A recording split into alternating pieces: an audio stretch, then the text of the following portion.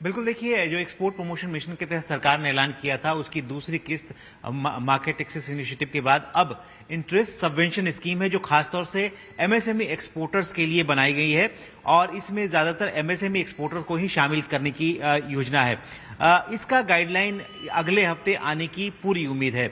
इसके तहत जो हमें सूत्रों के मुताबिक जानकारी मिल रही है कि इसमें जो इंटरेस्ट रेट सबवेंशन होगा यानी कि ब्याज दरों में जो छूट होगी कर्ज लेने पर एमएसएमई के लिए वो 2.5% से लेकर 3.5% तक हो सकती है। यानी अलग अलग कैटेगरी होगी इसमें, सबके लिए जैसे पहले की तरह 3% इंटरेस्ट सबवेंशन होता था वैसे नहीं होगा। अलग अलग कैटेगरी के लिए 2% से लेकर 3.5% तक हो सकती है। और दूसरी जो मैक्सिमम जो छूट होगी वो 50 लाख रुपए तक की तय की गई है। यानी 50 लाख रुपए से ज्यादा आपको इंटरेस्ट सबवेंशन नहीं मिलेगा।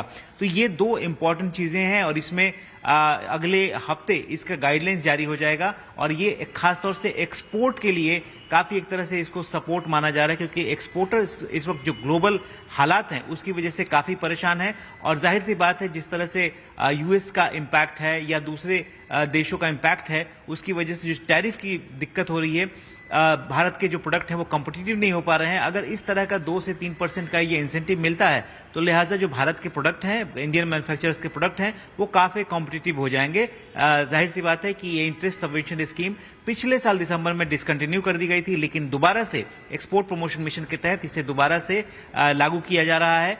तो जाहिर सी बात है कि ये एक बड़ी राहत एक्सपोर्टर्स के लिए, खासतौर से एमएसएमई एक्सपोर्टर्स के लिए हो सकती है।